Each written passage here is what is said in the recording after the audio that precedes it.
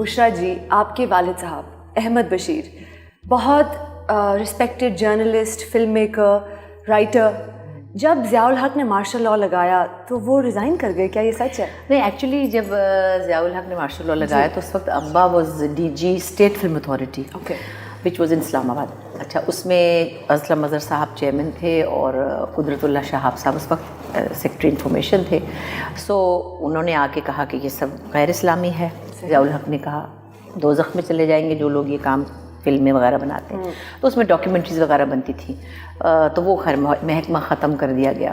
پھر ان کو شہاب صاحب نے کہا کہ آپ منسٹری میں آ جائیں، آ کے دفتر میں بیٹھ جائیں، گریڈ 22 سے 19 میں آ جائیں. تو انہوں نے کہا جی سوری میں چلتا ہوں لاہور. اسلام آباد سے پھر لاہور آ گئے اور انہوں نے کہا میں اپنا پینسل، ان کو بلکہ پنجابی میں کہتے ہیں میں اپنی پنسل کنتے لا کے تے میں چلا جاواں گا دفتر. واہ، پنسل نا، تو ہم کہتے ہیں پنسل کی کہتے ہیں، بھائی میں تو پنسل ہی کہتے. تو وہ آ گئے لاہور اور آ کے اپنا جرنلزم پھر سے شروع کر دیا. اچھا، اور آپ کتنے سال کی تھیں تب؟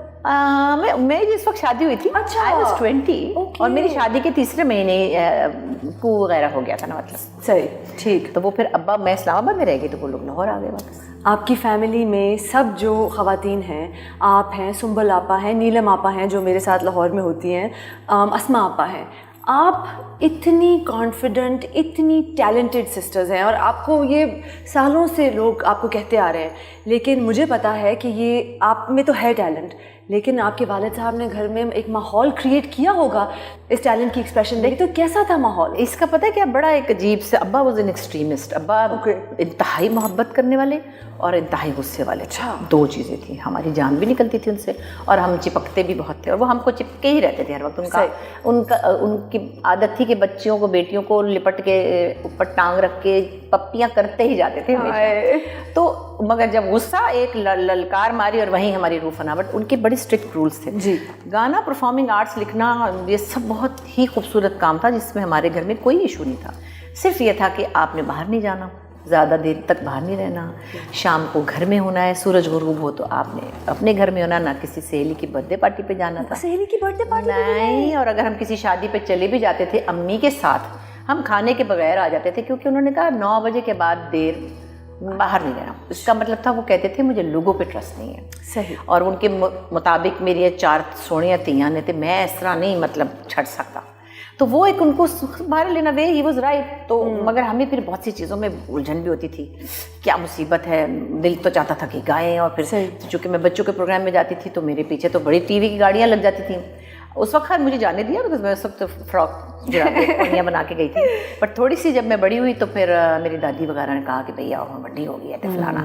تو میں تھوڑی لمبی بھی جلدی ہو گئی تھی. دین دے اسٹاپ می. اچھا، ابا نے کہا کہ تینوں شوق ہے تو چپ کر کے ریڈیو تے جا کے گا لیا کر، کسی نے پتہ بھی نہیں لگے. اچھا، وہ الاؤڈ تھا لیکن ٹائمنگز اور ریسٹرکشنز تھیں. وہ تو سب کی ہوتی ہیں. ہاں، لیکن ہمیں اب کے ہمارے گھر میں بھی میری بیٹیوں کے ان کے میل فرینڈس بھی آتے تھے، مطلب جو بچے اسکول میں پڑھتے ہیں آپ کے بھی. ہمارے گھر میں ایسا کوئی مزاق ہے. تو ہم فیمیل اسکول میں تھے، ہم کوئیڈ میں نہیں تھے.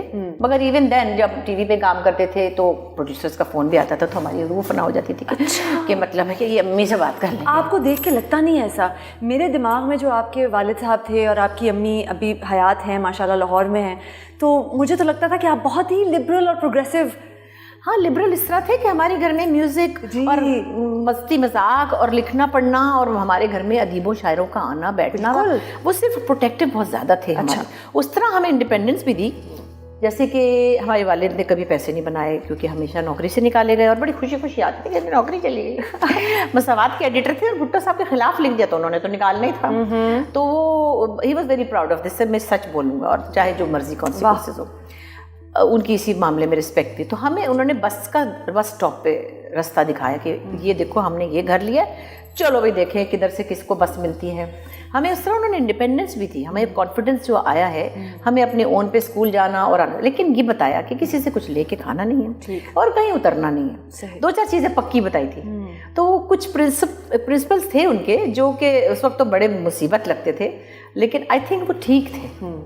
آپ کو ان سے پہلے پرائڈ آف پرفارمنس مل گیا، وہ کیسا تھا؟ نہیں، ان کو پتہ ایک دفعہ ملا جی، اور پھر پتہ نہیں کیا شاید کوئی کسی گورنمنٹ کی پالیسی میں یہ آیا کہ جی وہ ذرا اپنی بات کہتے تو ان کا واپس ہو گیا تھا. میں نے اچھا، پھر مجھے مل گیا تو پھر اس کے بعد کافی دنوں بعد آئی ڈونٹ نو ان کو شاید بے نظیری کی حکومت میں ملا تھا. مجھے بھی بے نظیر کی، لیکن بے نظیر کی دوسری حکومت میں ان کو ملا تھا. اب پہلی حکومت میں مجھے ملا تھا تو میں ان کو کہتی تھی ابا توڑنا میں سینئر ہے گیا. لیکن بہرحال وہ دیر سویر تو ہوتی ہے. بٹ بشریٰ جی آپ نے اتنے آئیکانک ڈراموں میں کام کیا، کامیڈیز میں خاص طور پر، اور میں اس دن آنگن ٹیڑھا دیکھ رہی تھی. یوٹیوب پہ اب سارا کچھ مل جاتا ہے. فارمولا آف سکسیس کیا تھا اس وقت؟ بیکاز اب تو وہ فارمولا آف سکسیس نہ ہے اور نہ ہی کسی کی کیپیبلٹی ہے آج کل وہ چیز بنانے میں. تو اس وقت کیا تھا میجک؟ آئی تھنک ٹائم کے ساتھ بہت کچھ سب کچھ چینج ہوتا ہے زندگی میں. صرف ناٹ اونلی دا ڈراماز، ہماری لائف میں اور بہت کچھ چینج ہوا ہے. آپ کے پیرنٹس نے بھی دیکھا بہت کچھ چینج ہوتے ہوئے، ہمارے پیرنٹس سے پہلے ان کے پیرنٹس نے بھی بہت کچھ. تو زندگی بدلتی ہے، we have to accept that. Okay. مگر اچھی بات یہ ہے کہ اچھی چیزوں کے لیے زندگی بدلتی ہے. ہماری بیسک جو کہنا چاہیے ہماری جو روایات ہیں، ہمارے جو بھی ہمارے نارمز ہیں فیملیز کے، یا ہمارے براٹ اپ میں جو چیزیں بیسک ہوتی تھیں وہ اب چلی جا رہی ہے. تو اس کا مجھے بڑا دکھ ہوتا ہے. مثلاً تو ٹھیک ہے، ہم سے پرانے زمانوں میں تو اور بھی تھا کہ جی بیٹھک میں مرد بیٹھے تو عورتیں نہیں جاتیں. وہ ہم نے دیکھا ہمارے دادا کے بیٹھک میں ہماری دادی نہیں جاتی تھی ان کے دوستوں میں. اچھا.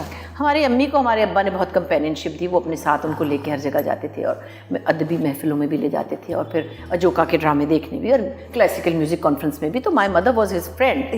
تو وہ ہم نے دیکھا کہ ایک آدمی اتنا پروگریسو ہے کہ وہ اپنی بیوی کو ہر جگہ. اور میری امی بڑی اسمارٹلی ڈریس اپ ہوتی تھی، نیلز بڑے ہوئے، ساڑیاں پہنی ہوئی، ماڈرن فیشن. میں آپ کو بتاؤں ابھی بشریٰ آپا نے میری ساڑی خود آ کے باندھی ہے، میں نے بہت بری باندھی تھی. اس کو فکس کرنا ہوتا ہے، بس سمجھنا ہوتا ہے اور کچھ نہیں. سو اس طرح ہم نے یہ دیکھا. پھر ہمارے جو ہسبینڈس تھے انہوں نے بھی ہمیں اس طرح سے نہیں کہ بھائی جم جاؤ یا بات نہیں کرنی یا اس کے سامنے نہیں آنا یا اس کے سامنے. تو چیزیں بدلی ہیں. لیکن سب چیزوں میں سمجھتی ہوں ایک چیز جو ہمیشہ رہنی چاہیے وہ آپ کی اپنی جو بیسک ایتھکس آف لائف ہے وہ نہیں بدلنی چاہیے، جس میں اب تھوڑی اپسیٹ زیادہ ہوں بیکاز آف سوشل میڈیا. اچھا. گھروں میں تو میں نہیں سمجھتی کہ اپنے اپنے گھر کا سب کا ماحول ہے. کسی کے گھر میں کوئی کسی کو تو کہتا ہوگا، کسی کو آپ کہتا ہوگا. اچھا میں اتفاق سے بچپن سے اپنے بچوں کو آپ ہی کہہ کے بلاتی ہوں، ٹھیک ہے. اچھا پنجابی میں ہم بولتے ہیں تو ہماری امی ابا نے ہم کو تو ہی بلایا کہ تو اتنے بیٹھ جاتے، تو کھا لے. پنجابی میں تو کہتے ہیں، آپ کی امی بھی شاید کہتی ہوں گی بیکاز یو آلسو. بالکل بالکل. لیکن ہمارے ہاں تو نانی کو مطلب بچپن میں کیونکہ نئی نئی پنجابی سیکھی تھی تو گالیاں بھی دے دیتے تھے، پتہ نہیں تھا کہ 2-3 سال کی عمر پہ. اب میں کیمرہ پہ نہیں کہہ سکتی. اچھا ہمارے گھر میں جو بہت ہی کہیں تباہی ہو جاتی ہوگی تو ہماری امی کسی کو الو کا پٹھا ہی کہہ دیتی تھی، مطلب الو دی پٹھی تو ختم. مطلب اب تو لوگ سمجھتے ہیں خاص طور پہ آپ کی جنریشن کے بچے کہ جو انگریزی میں بھی کچھ الفاظ ہے کہنا وہ کول ہے، اٹس اوکے. رائٹ. بلکہ شاید ان کو پتہ بھی نہیں چلتا کہ وہ کیا بول رہے ہیں. کبھی کبھی ایسا ہوتا ہے کہ آپ کے جیسے اچھے پیارے پیارے بچوں کے ساتھ میں کام کرتی ہوں. اور کبھی کبھی ایک میں نام نہیں لوں گی، بڑا پیارا ایکٹر ہے. All children are very close to me. آپ کو پتہ میں سب کو بہت پیار کرتی ہوں، بہت. میرے سے کوئی ڈرتا نہیں ہے، شکر ہے. نہ میں چڑچڑی آنٹی بننا چاہتی ہوں، مجھے بڑا ڈر لگتا ہے کہ سڑی ہوئی آنٹی نہیں. اور ہم تو آپ کے ساتھ سیکرٹس بھی شیئر کر لیتے ہیں. ہاں مگر میں کسی بچوں کو نہ نصیحتیں کرتی ہوں نہ ان کو کہتی ہوں کہ تم. حالانکہ بچے کبھی کبھی دیر میں بھی آتے ہیں، کبھی ٹینٹرم بھی دکھاتے ہیں، ہمیں نہیں ڈائریکٹرس کو ان کی وجہ سے کچھ ٹربلز بھی ہوتی ہیں. بٹ میں دیٹس ناٹ مائی ایریا. میرا ایریا نہیں ہے وہ ڈائریکشن جانے پروڈکشن جانے. میں کیوں بچے کو کہوں کہ دیکھو بیٹے تمہیں اس وقت نہیں آنا چاہیے تھا، تمہیں اس وقت میں نہیں کہتی. خیر نہیں وہ بات کرتے کرتے وہ بچہ ایسی 2-4 باتیں کر گیا، اسے خیال ہی نہیں رہا کہ میرے سامنے ایسے نہیں بولنا چاہیے، مطلب بولنا ہی نہیں چاہیے تو کم از کم. اور میں نا ایسے ہوگی کہ میرا یہ دل بھی نہیں چاہا کہ میں اس کو یہ اکنالج کراؤں کہ تم نے کیا بات کہی ہے. مجھے اتنی شرم آ گئی، مطلب مجھے نہیں عادت کہ میں اس کو کہوں کہ تم نے یہ کہا. یہ تو پرسنل باتیں کر رہا تھا، نہیں کسی کے بارے بات جیسے کسی کو کہتے ہیں پانی کا گلاس، اس نے کوئی ایسی 2 لفظ بول دیے جو کہ کوئی اس کے خیال میں کچھ پتہ ہی نہیں چلا، اس کو پتہ ہی نہیں چلا، ورنہ وہ بہت تمیز والا ہے.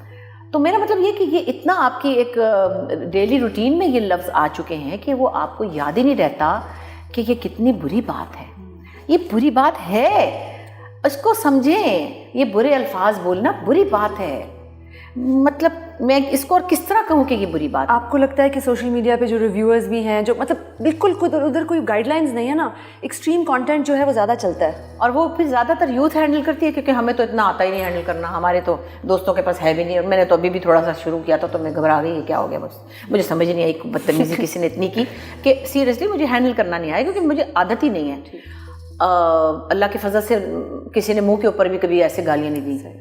تو پھر آپ جب پڑھتے ہیں میں جو اتنے آسمان پہ چڑھی ہوئی تھی پتہ نہیں میرے تو بت بنے ہوئے ہیں، اللہ جانے میں تو پتہ نہیں کون ہی ہوں، تو مجھے تو سارے ایسے ہی کہتے رہتے تو یہ کون اس کے گھٹیا باتیں کر رہا ہے، تو مجھے غصہ آ گیا.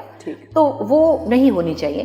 ضرور کرٹیسزم ہونا چاہیے، فن بھی ہونا چاہیے. ہم تو اتنا مذاق کرتے ہیں ہم، اور ہماری کمپنی میں لوگ پیٹ پکڑ لیتے ہیں جی، مگر اس میں ایک بھی گندا ورڈ نہیں ہوتا.